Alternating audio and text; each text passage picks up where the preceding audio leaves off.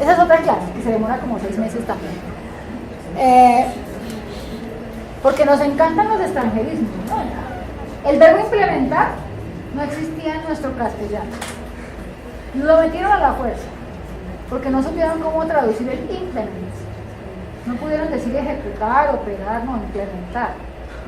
Tocó meterlo a la fuerza. Y así pasa mucho con las cosas del inglés, lo vamos incorporando de una manera que a la fuerza es que terminan por ahí funcionando.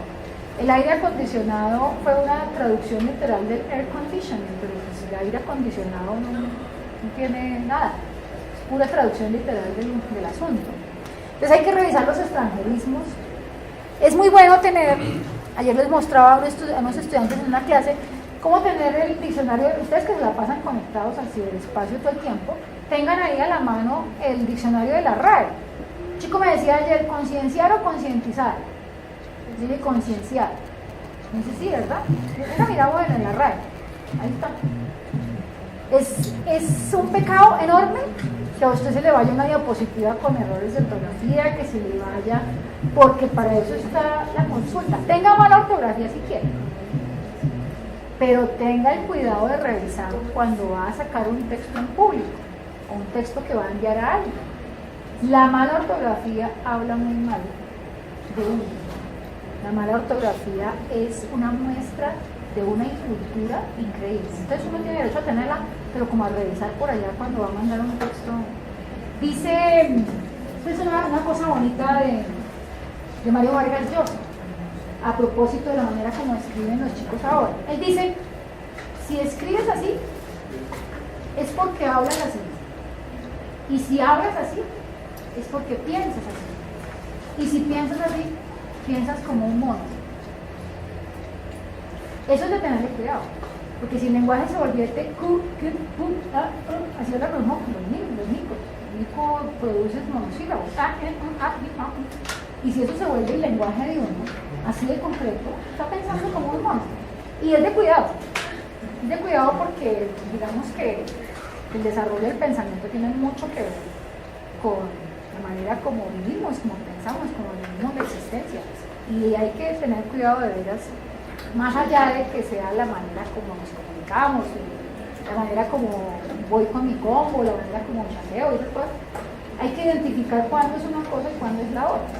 Y no dejar que ese tipo de lenguaje se traduzca en mi tipo de pensamiento, porque es un pensamiento muy reducido.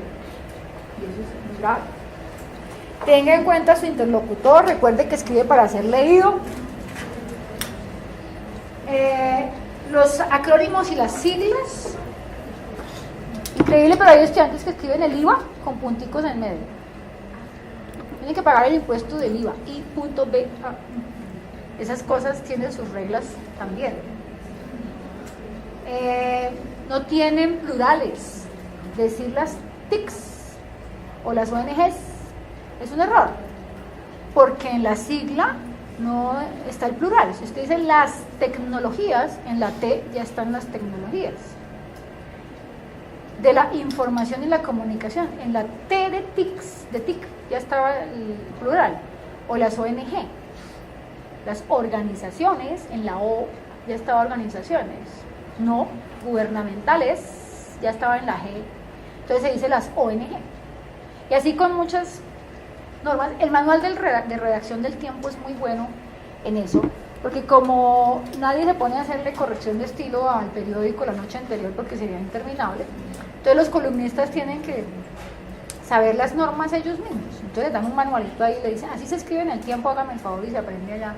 Y todo eso aparece allí. O sea, cómo se utilizan las negrillas, cuándo se escriben números y cuándo se escriben los números en cifras y en letras, todo ese tipo de cosas. Y ustedes que son contadores. Ahora, no solamente los ensayos, las reseñas, los artículos científicos, los resúmenes son textos académicos. Un sistema de información contable es un texto académico. Un estudio de caso es un texto académico, un caso. Y resulta que ahí pasa lo que hizo la profesora Dorothy Windsor, y es que se dio cuenta que los ingenieros no habían aprendido a hacer los tipos de texto que necesitaba un ingeniero, porque lo pusieron a hacer un poco de textos que no tenían que ver mucho con su carrera. Por eso lo que está haciendo contaduría en este momento es tan importante, Los chicos que yo acompaño a veces y a profesores que están en investigación contable, están haciendo anteproyectos. Y entonces allá no tenemos ayudas para hacer anteproyectos. Pero los que están en gerencia están haciendo informes. Porque después de crear una empresa tienen que presentar eso en un informe. El informe tiene tabla de contenidos, sí. ¿Dónde van las gráficas? ¿Dónde van los anexos? ¿De dónde saca un chico un informe? De la nada, de la cabeza, si no se le ha dado la instrucción para eso. Y los tipos de texto propios de la contabilidad, esos no tendría que enseñarlos yo incluso, los tendría que enseñar un contador, ¿cierto? Porque yo no me sé cuáles son los textos propios de la contabilidad, ni idea.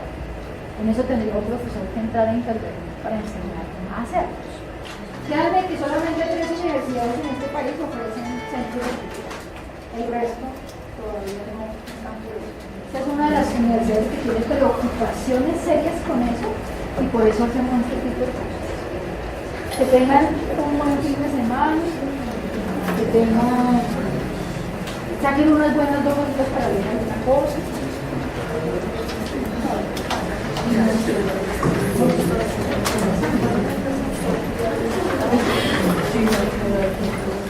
Este es el valor del taller, que es muy corto en tiempo de por sí. Es más bien generarles a los estudiantes la conciencia de para qué le va a servir eso.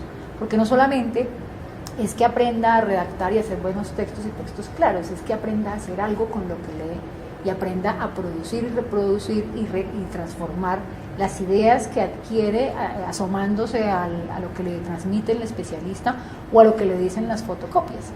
Frente a eso, pues hay todavía muchos más cuestionamientos que hacer, pero y que están ampliamente estudiados en este momento. Por fortuna se está haciendo un ruido importante con los procesos de lectura y escritura de los estudiantes, pero creo que todavía falta una conciencia más profunda de cómo se incorpora a todo el mundo en eso y los beneficios sobre todo que eso va a traer para la producción del conocimiento en el país en general. Estamos en el ámbito universitario donde realmente es la cuna y el lugar donde se piensa, se transforma y se reconstruye el conocimiento. Pero eso en nuestro contexto colombiano está bastante problematizado, está bastante olvidado y creo que eso nos pone en condiciones de desventaja frente al primer mundo y frente a la competencia que tenemos que hacer con la producción académica. Creo que las universidades no se pueden dar el lujo de estar en ese nivel de desaprovechamiento de la lectura y de la escritura. Ese es el valor realmente de este taller.